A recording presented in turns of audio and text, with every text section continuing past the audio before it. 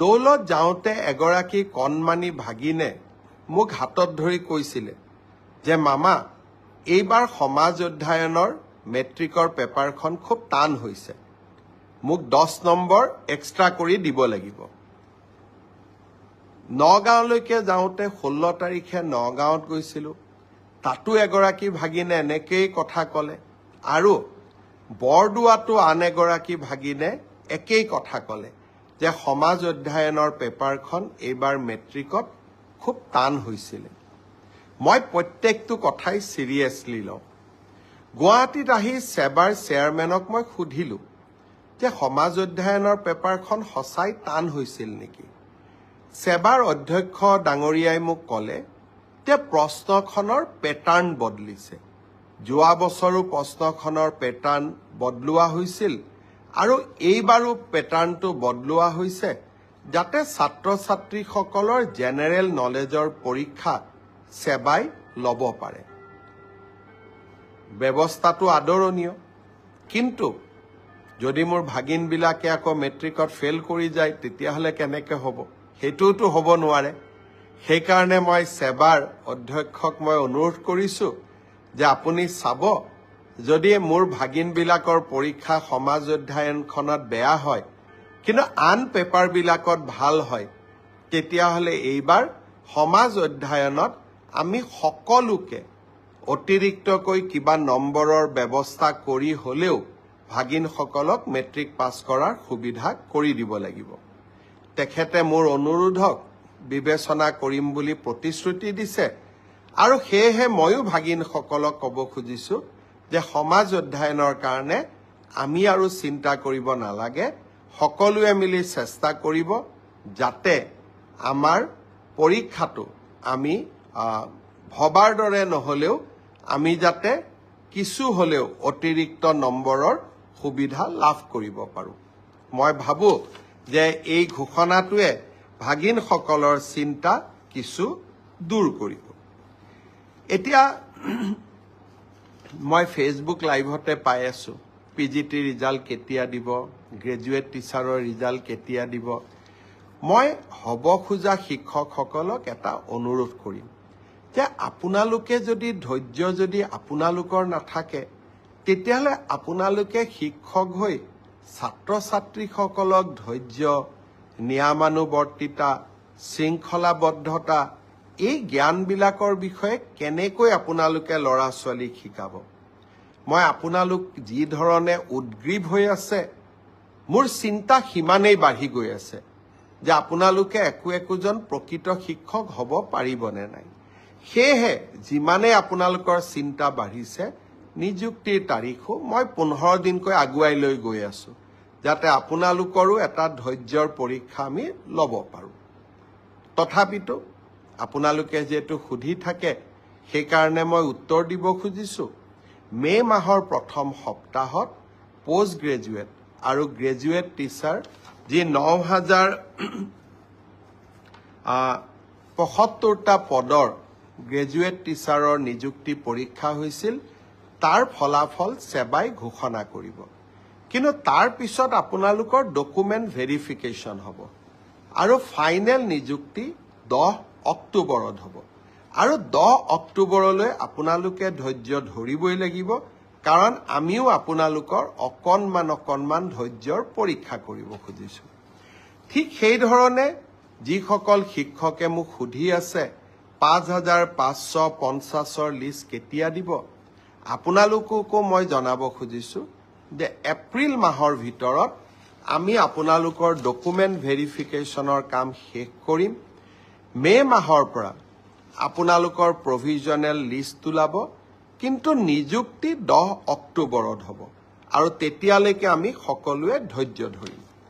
কোনোবাই ক'ব পাৰে যে নতুন নিযুক্তিৰ ল'ৰা ছোৱালীয়ে যদি ইমান দেৰিকৈ দিওঁ তাতো পোষ্ট ল'ব নেকি? নহয়, নতুন নিযুক্তিৰ তালিকা 10 অক্টোবৰৰ পিছত ওলাব। গতিকে 10 অক্টোবৰত যিসকলে নিযুক্তি পাব, তেওঁলোকে স্বাভাৱিকভাৱে নতুন নিযুক্তিত LPৰ শিক্ষক LPত অৱতীৰ্ণ হ'ব নোৱাৰিব, কিন্তু তেখেতসকলে UPৰ পৰীক্ষাত বা আপাৰ প্ৰাইমেৰীৰ মেৰিট লিষ্টত তেওঁলোকৰ নাম ডেফিনেটলি অন্তৰ্ভুক্ত হ'ব পাৰে। গতিকে মই সকলোকে ধৈৰ্য ধৰিব ক'লো। গ্ৰেজুৱেট আৰু পোষ্ট গ্ৰেজুৱেট টিচাৰৰ ৰিজাল্ট মে মাহত, কিন্তু আফটাৰ ডকুমেণ্ট ভেৰিফিকেশ্যন নিযুক্তি 10 অক্টোবৰত। তেনেকৈ LP ME-ৰ 5,550ৰো ডকুমেণ্ট ভেৰিফিকেশ্যনৰ কাম এপ্ৰিল মাহত আমি সমাপ্ত কৰিম। মাৰ্চ মাহৰ পৰা প্ৰভিজনেল লিষ্ট ওলাব, কিন্তু নিযুক্তি 10 অক্টোবৰত হ'ব। এতিয়া মই আহিছোঁ এটা নতুন চৰকাৰী আঁচনিৰ বিষয়ে। অহা 19 তাৰিখে দিনৰ 11:30 বজাত আমি অসমৰ প্ৰতিটো সমষ্টিতে একোখনকৈ মিটিঙৰ জৰিয়তে 3,80,000 লোকলৈ প্ৰধানমন্ত্ৰী আৱাস যোজনাৰ ঘৰ আগবঢ়াম। বহুতে মোক কেতিয়াবা প্ৰশ্ন কৰে যে পকা ঘৰ থকা লোকেও প্ৰধানমন্ত্ৰী আৱাস যোজনাৰ ঘৰ পাইছে। 19 তাৰিখে যিসকল লোকে আমাৰ পৰা অনুমোদন পত্ৰ ল'ব আহিব বা চৰকাৰৰ পৰা চেক পাব, তাৰ ভিতৰত যদি আপোনালোকে ভাবে যে কোনোবাই পাব নলগা লোকে এই ঘৰ পাইছে বা আমাৰ পঞ্চায়ত গ্ৰামোন্নয়ন বিভাগৰ লোকসকলে টকা পইচা সংগ্ৰহ কৰি নাপাবলগীয়া লোকক ঘৰ দিছে, যদিও মই বিশ্বাস কৰা নাই, আপোনালোকক অভিযোগ দিবৰ কাৰণেও আমি এটা ইমেইল নম্বৰ দিম, যাতে কোনোবা পকা ঘৰ থকা লোকেও যদি আৰু এবাৰ ঘৰ লৈছে আপোনালোকে অভিযোগ দিব পাৰিব আৰু অভিযোগ আমি পৰীক্ষা কৰিম। কিন্তু এতিয়া মই এটা নতুন কথা আপোনালোকক ক'ব খুজিছোঁ। এইবাৰ আৱাস যোজনাৰ আমি আকৌ নতুন জিঅ' টেগিঙৰ কাম আৰম্ভ কৰিছোঁ। জিঅ' টেগিং মানে আপোনাৰ ঘৰখনৰ ফটো লৈ আমি তাক আপলোড কৰিম আৰু যদি ঘৰ পোৱাৰ যোগ্য, অহাবাৰ ঘৰ পোৱাৰ তালিকাত আপোনালোকৰ নাম আমি সন্নিৱিষ্ট কৰিম। পঞ্চায়ত আৰু গ্ৰামোন্নয়ন বিভাগৰ কৰ্মচাৰীসকলে এই ক্ষেত্ৰত দুৰ্নীতি বা ৰাইজৰ পৰা টকা পইচা বিচাৰে বুলি বহুতে অভিযোগ কৰে। সঁচা মিছা মই নাজানো। সেইবাবে এইবাৰ জিঅ' টেগিঙৰ দায়িত্ব আমি জীৱিকা সখী বাইদেউসকলক দিছোঁ। জীৱিকা সখী বাইদেউসকলে জিঅ' টেগিং কৰিব। গাঁও সভাত এই আঁচনিখনৰ বিষয়ে আলোচনা হ'ব। হিতাধিকাৰীসকলৰ নাম পৰীক্ষা হ'ব। পুনৰ ব্লক পৰ্যায়ত ইয়াক পুনৰ বিবেচনা কৰা হ'ব আৰু শেষত জিলা পৰ্যায়ত ইয়াক অনুমোদন দিয়াৰ পিছতহে জিঅ' টেগিঙক আমি ফাইনেল কৰিম। সেইকাৰণে আপোনালোকে সকলোৱে জিঅ' টেগিঙত অংশগ্ৰহণ কৰক আৰু জীৱিকা সখী বাইদেউসকলক সহায় কৰক। এইবাৰ আমি আৰু এটা নিয়ম ৰাখিছোঁ। কোনোবাই যদি ভাবে জীৱিকা সখী বাইদেউগৰাকীয়ে মোৰ ঘৰটো জিঅ' টেগিং নকৰিলে, আমি সেলফ জিঅ' টেগিঙো কৰিব পাৰোঁ। অৰ্থাৎ নিজৰ ঘৰটো আমি নিজেই জিঅ' টেগিং কৰি আমি দিব পাৰিম।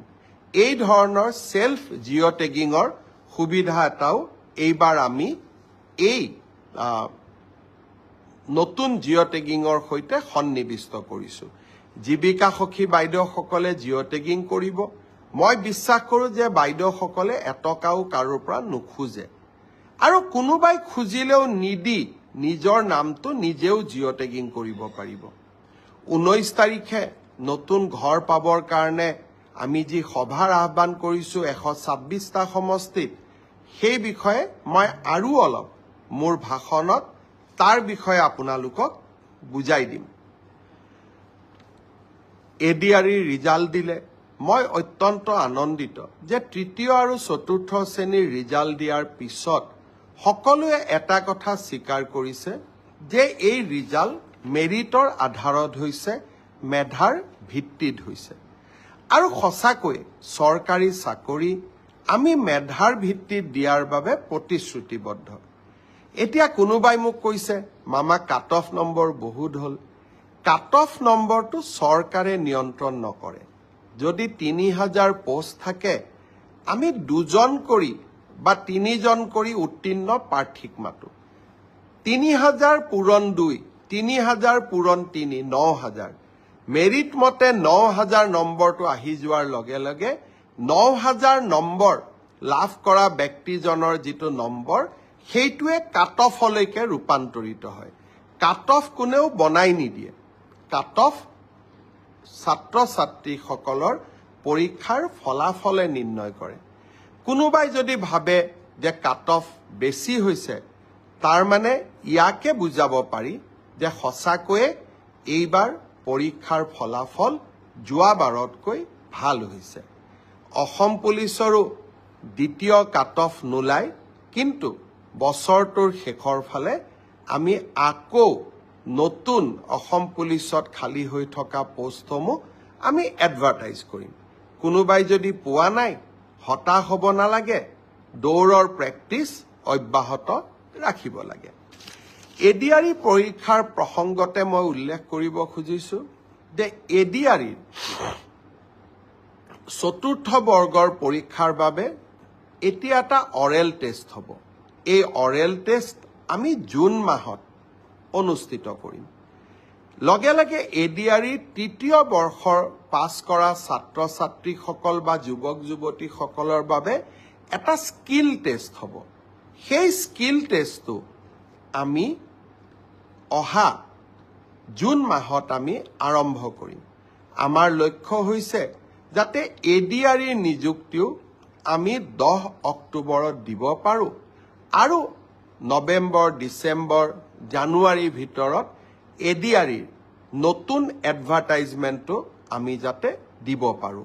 অৰ্থাৎ আমি আমাৰ যুৱক যুৱতীসকলৰ মাজত আশাৰ বন্তি গছি আমি জ্বলাই ৰাখিব খুজিছোঁ। আঙুৰলতা ডেকাই এই ব্ৰডকাষ্ট চাই আছে, মিন্ময় দাস ব্ৰডকাষ্ট চাই আছে, ভাস্কৰ শৰ্মাই ব্ৰডকাষ্ট চাই আছে, কৃষ্ণা নাথ ব্ৰডকাষ্ট চাই আছে। মই সকলোকে ধন্যবাদ জনাইছোঁ। মই এতিয়া আৰু কেইটামান সৰু সৰু ইনফৰমেশ্যন আপোনালোকক দিব খুজিছোঁ। অহা 20 তাৰিখে ডিব্ৰুগড় জিলাত আমাৰ কেবিনেটৰ বৈঠক অনুষ্ঠিত হ'ব। কাৰণ প্ৰত্যেক মাহত 4 দিন বা 3 দিন মই ডিব্ৰুগড়ত থাকোঁ আৰু ডিব্ৰুগড়ত থকা সময়তে ডিব্ৰুগড়ত আমাৰ কেবিনেটখনো অনুষ্ঠিত হ'ব। আমি অসমৰ প্ৰাথমিক বিদ্যালয় যি 100জন ছাত্ৰ ছাত্ৰী আছে, সেই স্কুলবিলাকত প্ৰধান শিক্ষকৰ পদ আমি সৃষ্টি কৰিছিলোঁ আৰু খুব কম সময়ৰ ভিতৰতে এই প্ৰধান শিক্ষক পদৰ নিযুক্তিও হ'ব।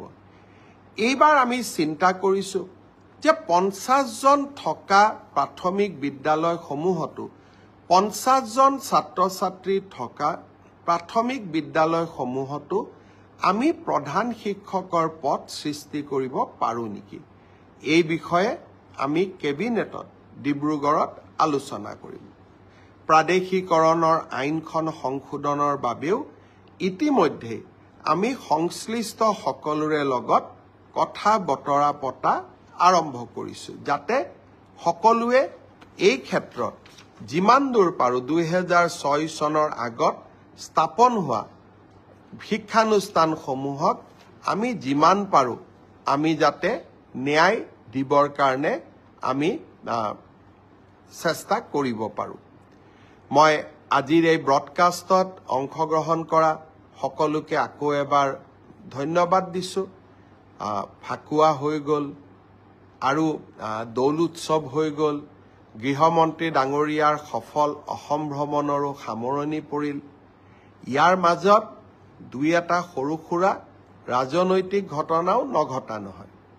যোৱা পৰহি দিনাখন অসম পুলিচে এগৰাকী যুৱকক গ্ৰেপ্তাৰ কৰিছিল। ছ'চিয়েল মিডিয়াত চিডিউল কাষ্ট সমাজৰ এগৰাকী মহিলাৰ বিৰুদ্ধে অতি বেয়াকৈ লিখাৰ বাবে।